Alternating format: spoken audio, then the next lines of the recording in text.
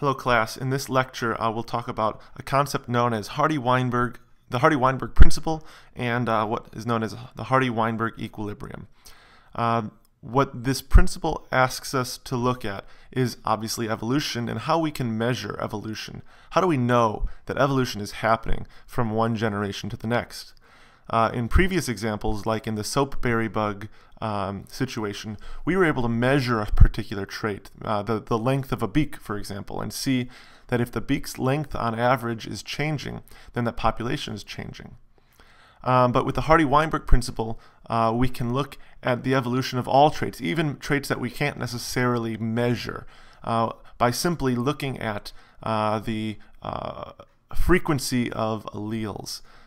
So when we talk about evolution with Hardy-Weinberg equilibrium, we're really going to be focusing on how frequent alleles exist.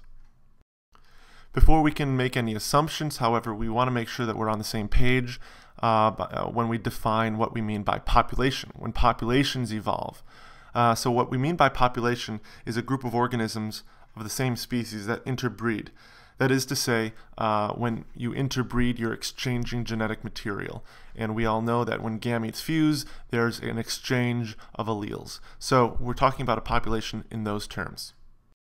And so we have to shift our focus a little bit about, instead of talking about populations in terms of organisms or individuals, let's now think about populations instead of organisms or individuals. Let's think about them as simply this big pool. In fact, we're going to call it a gene pool. Okay? And now we're going to think about a population not as individuals, but as just a collection of genes. And so we know that every organism has 2 alleles for any given gene. And so let's imagine that we disaggregate, that we take the organism away and we're just looking at for example, a heterozygote as 2 alleles, a dominant allele and a recessive allele. And so we're no longer thinking about populations as individuals. We're just thinking about populations as a collection of genes or a collection of alleles. And if we think of a population as a collection of alleles, then we can calculate allele frequency. What that means is, if we're talking about an organism that is homozygous dominant, then a homozygous dominant individual will contribute 2 dominant alleles to the population's gene pool. If an organism is heterozygous, that individual contributes a dominant allele and a recessive allele to the gene pool.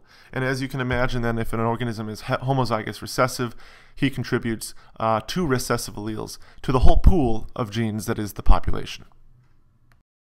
So a lot of when we talk about this idea of Hardy-Weinberg equilibrium or Hardy-Weinberg, the Hardy-Weinberg principle, is really about calculating the allele frequencies, the frequencies of the dominant allele in the population and the frequencies of the recessive allele in the population.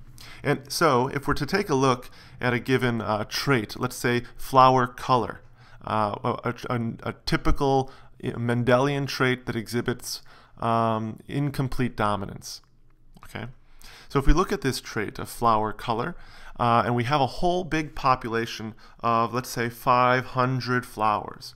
If we have 500 flowers in this population and 320 of them are red, 160 of them are pink, and 20 of them are white, then we can ask the question, and we can answer the question, how many of each allele are there? Not how many of every individual, but how many dominant alleles are in this population of 500 flowers? How many recessive alleles are in this population of 500 flowers?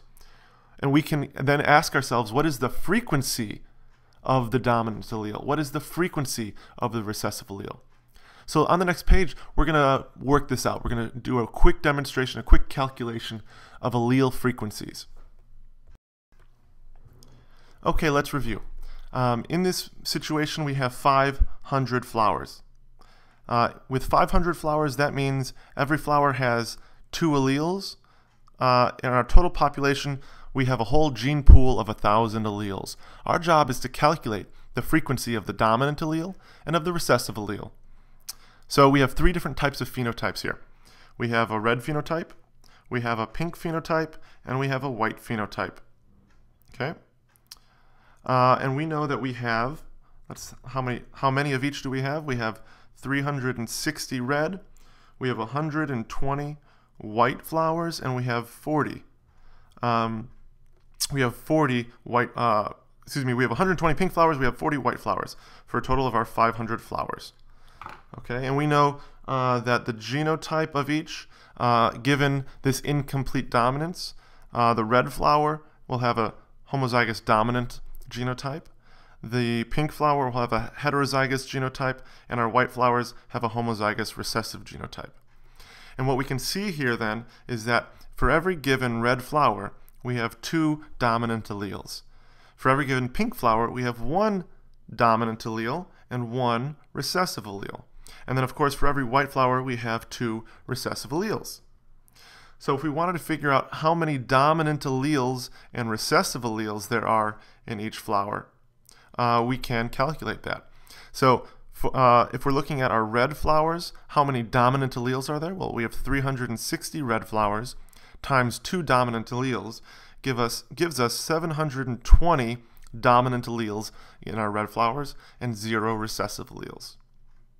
For our pink flower, since we have half dominant alleles and half recessive alleles, that means that for 120 flowers, we have 120 dominant alleles and 120 recessive alleles.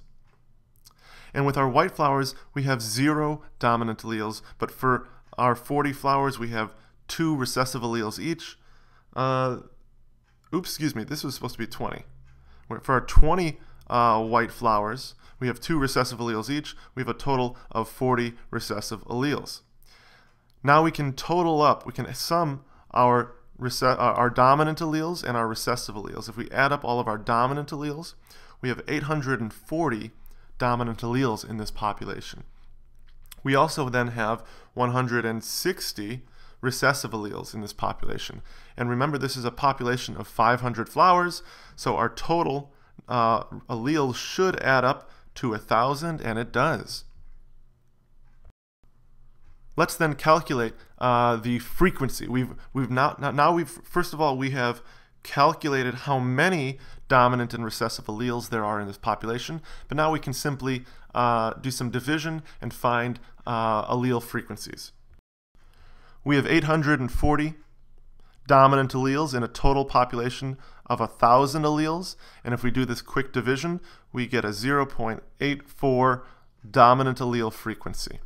We have 160 recessive alleles in a total population of 1,000 alleles.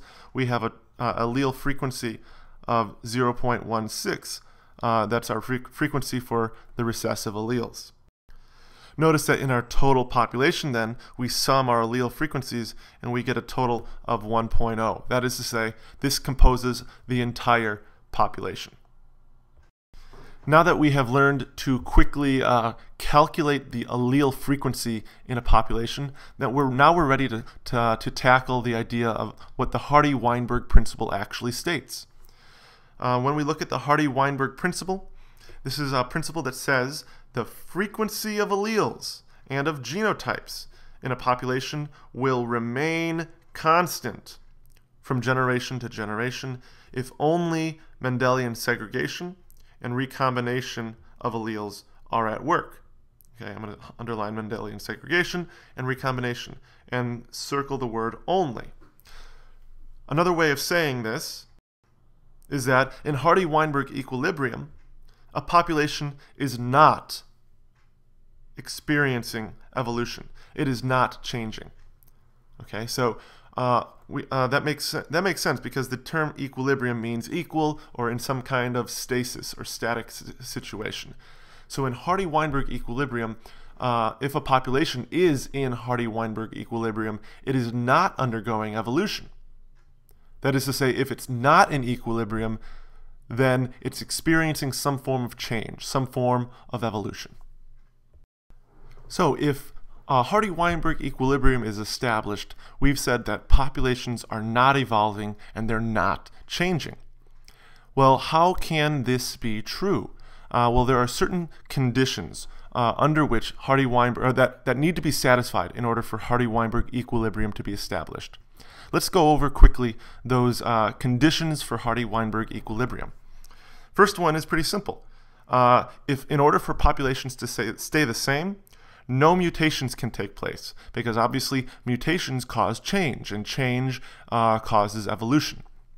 Okay, so no mutations if a population is to be in equilibrium.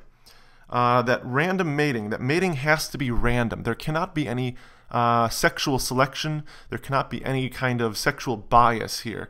If we're going to be a randomized type of population, then equilibrium and stasis will be maintained. But if mating tends to become biased, or there is some kind of favoritism of one type of allele or one type of phenotype, then change will take place. Thirdly, no natural selection can happen, because we know that natural selection is the main mechanism driving evolution. And so if adaptive traits cause increased reproductive fitness and increased proliferation of a certain phenotype, then we know that population is changing. So if we take away natural selection from the equation, then we're taking away the opportunity for certain traits to become more popular. An extremely large population must be had in order for Hardy-Weinberg equilibrium to be established, because with an extremely large population, then random chance and fluctuations can't take hold. This is true, we know, of statistics as well, that we need large sample sizes for these true random events to take place. So that is to say, if we have if we have a small sample size, then random events can take place, and random change can affect the population's allele frequencies. And then finally, no gene flow. And when we say gene flow, we're talking about new genes entering our population. So if you're thinking about a population of, I don't know, rabbits in a forest, for example. If those rabbits don't experience any new rabbits coming in, then no new genes can be delivered into that population. Okay, so these are the conditions for Hardy-Weinberg equilibrium. It's important that we remember them. It's also important that we know that if any of these conditions is violated, any one or more of them are violated, then Hardy-Weinberg equilibrium won't be established. What that means then is that if any one of these conditions is violated, then evolution has a chance to take part. That is to say, that population will begin changing or evolving. So let's quickly then go back to our population of flowers and with the trait of flower color. We calculated allele frequencies, and we said those two allele frequencies will add up to 1, because our total population has a total allele frequency of 100%. Remember that we calculated 0.84 for our dominant allele and 0.16 for our recessive allele. That will be the case or what will be the case is anytime we calculate the dominant allele, we're going to say that dominant allele frequency is P, and the recessive allele frequency is Q. Okay, so let's always remember that. Let's write that down. P is the dominant allele frequency, and that Q is our recessive allele frequency. Oops, F-R-E-Q. Okay. So, when we have a total population, that is to say when we have our dominant and recessive allele frequencies, those two added together will always give us 1. That is to say a 1 entire population.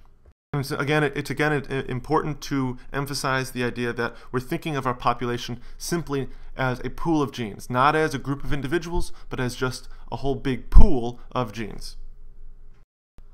Okay, so what we're going to do is we're going to visualize what happens when mating occurs. Okay, that is to say when two alleles are randomly selected to form some kind of organism or some kind of offspring.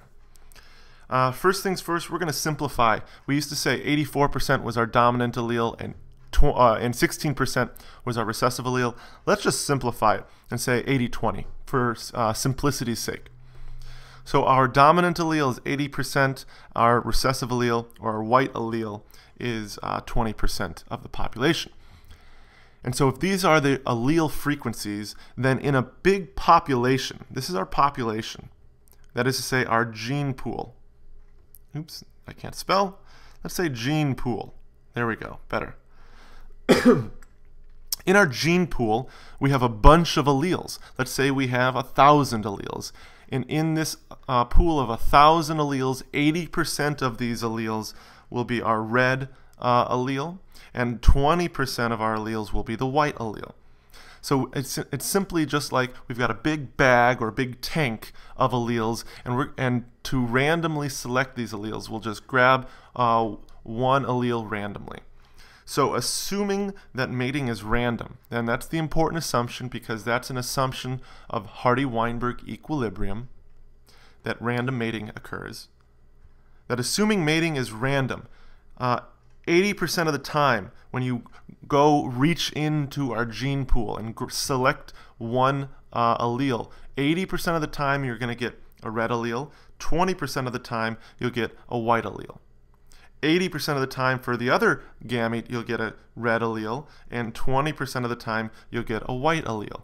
This is going to be the case at any point in time for a population that is not evolving, that the allele frequencies maintain or that are constant, and so the percentages or the allele frequencies will always remain the same. So if getting a dominant allele has a frequency of 80% and a recessive allele has a frequency of 20%, then what is the frequency that an organism will be homozygous dominant? Well, it says that one of those allele frequencies is 80%. I have an 80% chance of getting one dominant allele, and I have an 80% chance of getting the second dominant allele, and that will give me a total percentage of 64%. 64% of the time, that is to say 0.8 times 0.8, 64% of the time I will randomly select two dominant alleles from our population. That is to say, if I take my p value, my dominant allele frequency, and I have to square it in order to get the frequency of a homozygous dominant individual. If I wanted to get the frequency of a heterozygous individual, then that means I have an 80% chance of randomly selecting a dominant allele, and I have a 20% chance, let's try that again, 20% chance of getting a recessive allele by randomly selecting from the gene pool. And what I get here is an allele or a frequency of 16%. Okay? So that is to say, I've got one of my dominant allele frequencies times the allele frequency for my recessive allele, 16%. And if I have two recessive alleles, that is to say, I have a 20% chance of getting one recessive allele by randomly selecting it, and randomly selecting it a second allele, I have another 20% chance of making that allele a recessive allele, which tells me that I have literally a 4% chance. 4% chance of generating an individual that's homozygous recessive for this trait.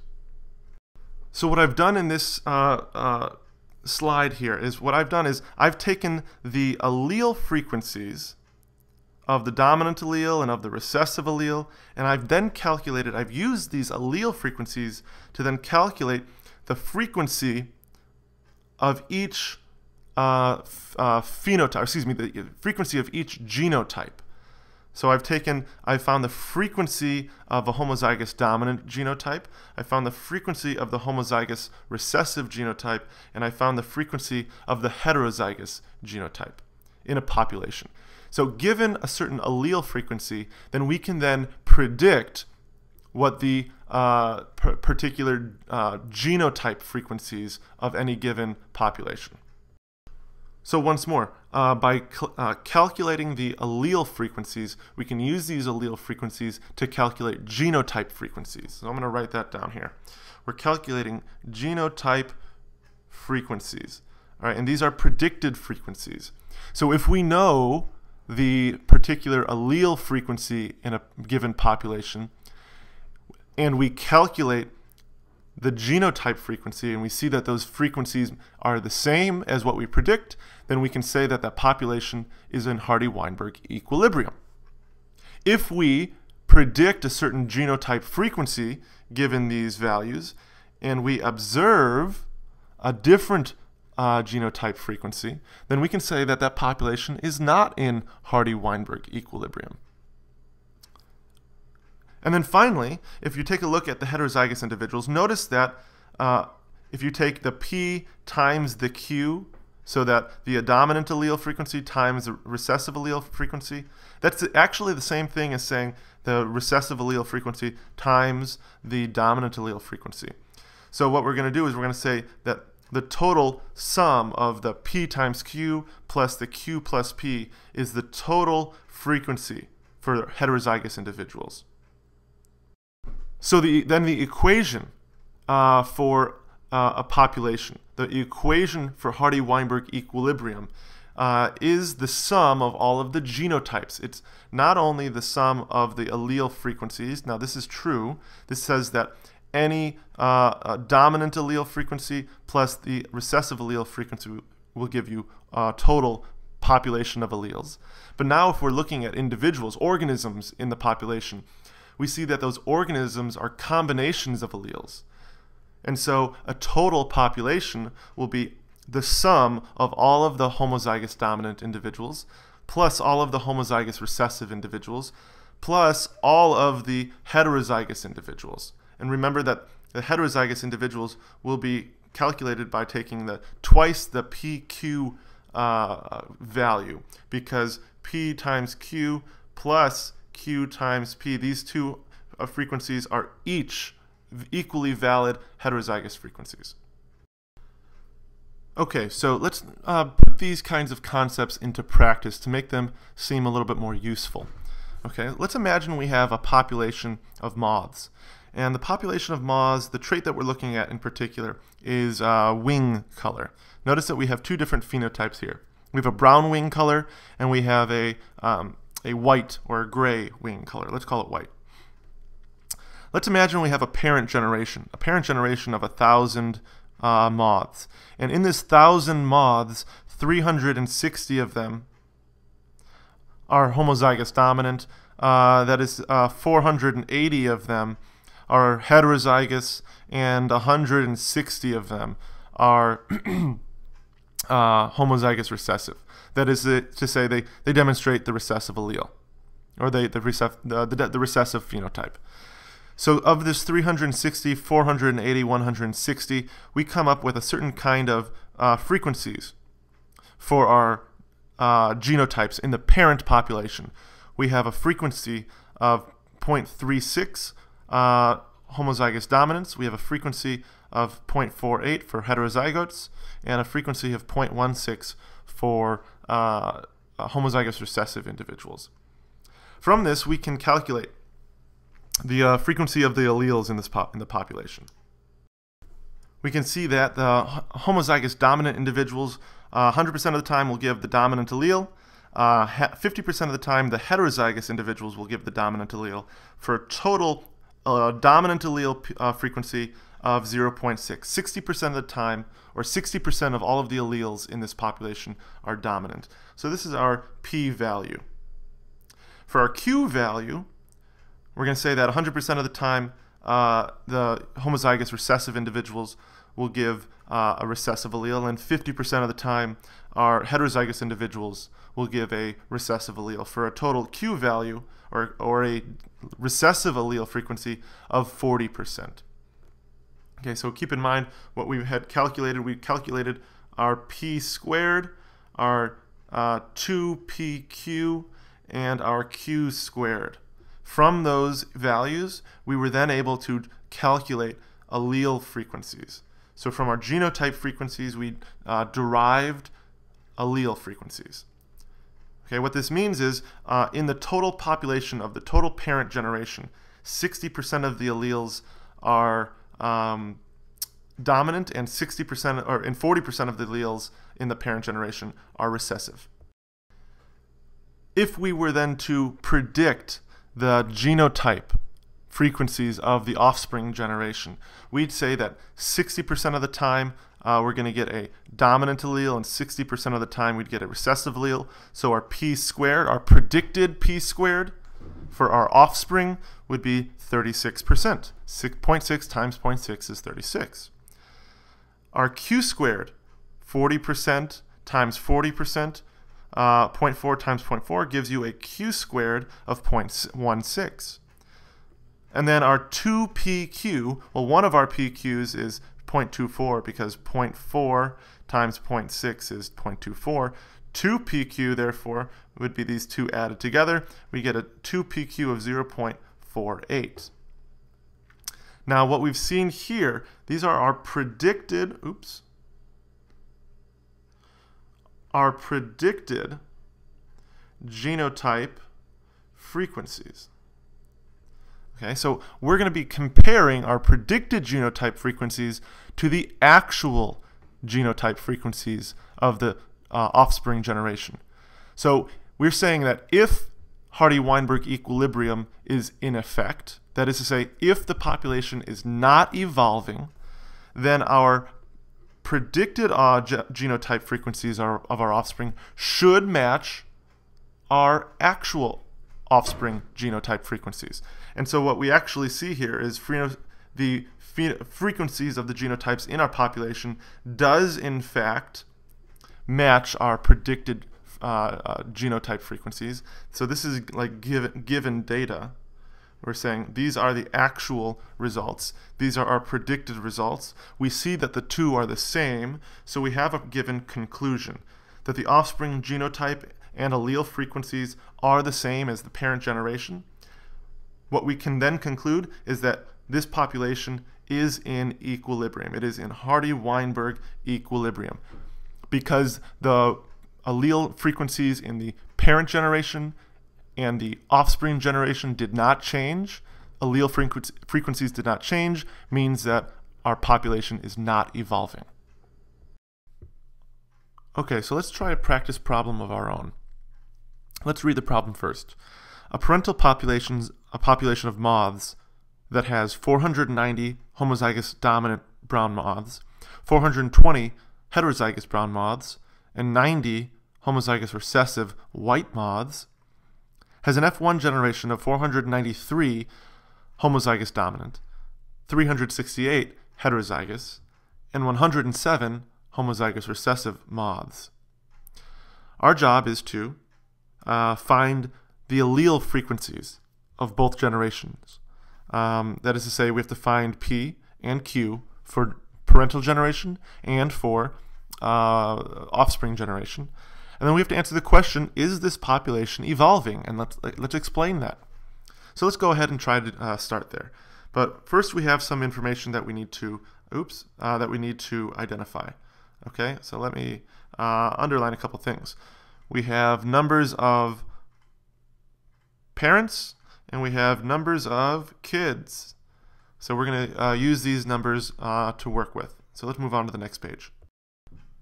So for our parents, let's solve for those first. We're looking for P and we're looking for Q. Okay, we know that our P squared number is 490 over 1,000 total moths. Because if you add up all of the parental generation, you're going to get 1,000. Our 2PQ number is equal to 420 out of 1,000 total moths. And our Q squared number is equal to 90 over 1,000. Okay, total moths. And now that is giving us a P squared value of 0.49, a 2PQ of 0.42, and a, let's see here, and a Q squared of 0.09. We can solve this a number of different ways. One way we'll solve it is let's start with our q squared number. We know this is q squared.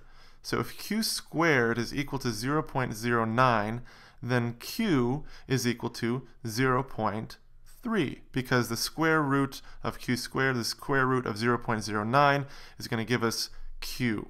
So q is equal to 0.3. We also know that p plus q is equal to 1. That is true of the Hardy-Weinberg equilibrium as well, that we have a total population of 100% of alleles. If we know this to be true, and we know that q is 0.3 or 30% of all of the alleles in our population, it stands to reason then that p is equal to 1 minus 0.3, which is equal to 0.7. What we've done here is we've solved for the allele frequency in our parental generation, and we've solved for the allele frequency of our parental generation for our recessive allele and of our dominant alleles. Okay, let's do the same thing now for our offspring. Okay, again, we're looking for p and q here. We know that our p squared is equal to, what did we say, 493. That our 2pq equal to, what did we say, 368. And that our q squared is equal to 107. First things first, what you'll notice is that this is not adding up to 1,000. So we have to find out what our total moth population is. And if you add these total moth populations, you'll find that our total offspring population is not 1,000, but 968. So we have to divide everything by 968. Divide by 968. Divide by 968. All right, and so if we do the math here, we're going to find that our p squared value in terms of a decimal is 0.509. We're going to round it to 0.51. Our 2p squared, or excuse me, 2pq value is going to equal roughly 0.38. And our q squared value is going to come out to roughly 0.11 for a total of 1.0. That's good, because we know that our p squared plus 2pq plus q squared has to equal 1. All right, so let's find again our q. Let's try to find our q squared. We solved it last time by saying if q squared is equal to 0.11, then our q is going to be the square root of each of these numbers and is going to equal roughly 0.33.